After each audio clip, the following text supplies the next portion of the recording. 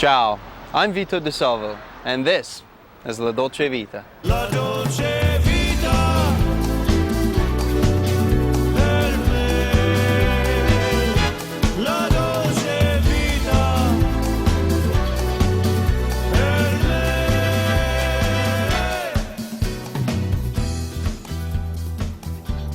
Well, we're back in the kitchen now. We're going to start cooking our fish. But before we do, I want to introduce you to somebody very special to me.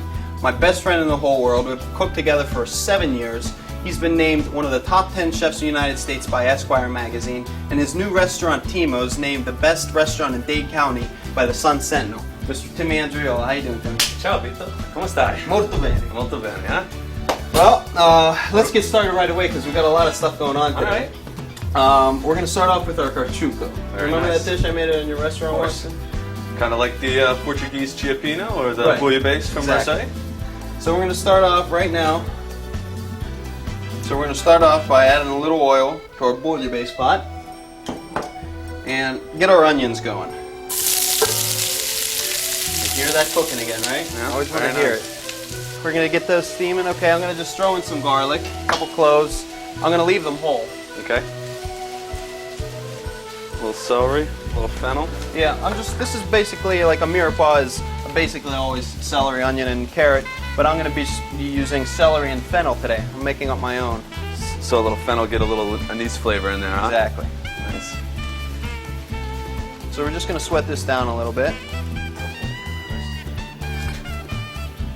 Oh, that looks good. Shellfish. That's good. your. Oh, Oh, look at that. and what we're going to do here is we're going to take out all the shellfish, all the hard shellfish, the shrimp shells, the lobster shells, okay? And then we're going to pass this through a food mill. Actually, like it's kind of like straining it, but like pushing it through so you get all those chunks of food in there. Still a lot of flavor in there. And then we're going to take the hard shells, the shrimp and the lobster, and we're going to press those down just to get out any leftover juice in there. Because even if you get a half a cup of juice, Yeah. that's the most flavorful part. So you want to make sure you get that. So let's get that all set up. Now this is something that really takes a couple hours, maybe even all day. I mean, I let this boil about 2 hours, but it's well worth it, you know. And It's a labor of love. it is. You have to be in the mood to cook this day, but it's well worth it.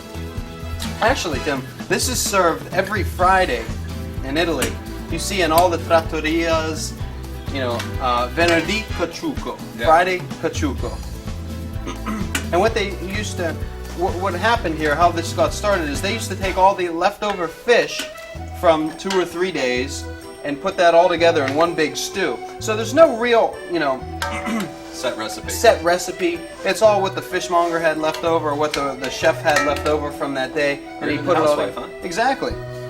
So I mean, you could do with it whatever you want. If you had any kind of fish, if you had shrimp you want to put in, any kind of fish at all. I'm using monkfish today, but you could use snapper, you could use sea bass. How about a anything little you grouper want. from down where I'm from? Absolutely. Miami. Oh, I love that grouper down there. Now, you remember my first rule of cooking, you always want to taste your own cooking. You need some salt, some pepper, any other flavorings. A little pinch of salt. I'm going to go some sea salt in here.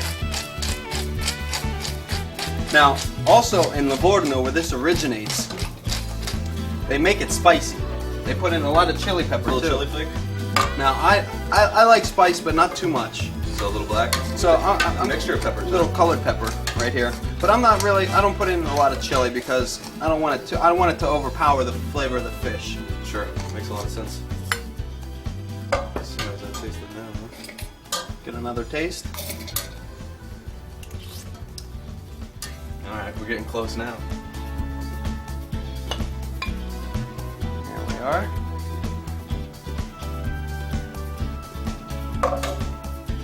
Just a little bit of each, huh? Yeah, just one tail, one piece of monkfish, One claw. one claw.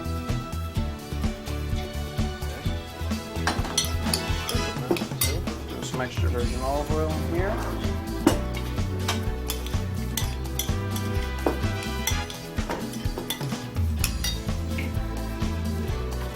Now the only thing we're going to do to finish this, Tim, little bit of the extra virgin olive oil. Always. How did I know that was coming? Very traditional, huh? They finish everything with extra virgin. Just a little bit right on top of the Maybe fish. a little pepper if you want. And if you absolutely have to, The prezzemolo, huh? a little prezzemolo, a little parsley. Very nice. And there you go. Wow. Cacio.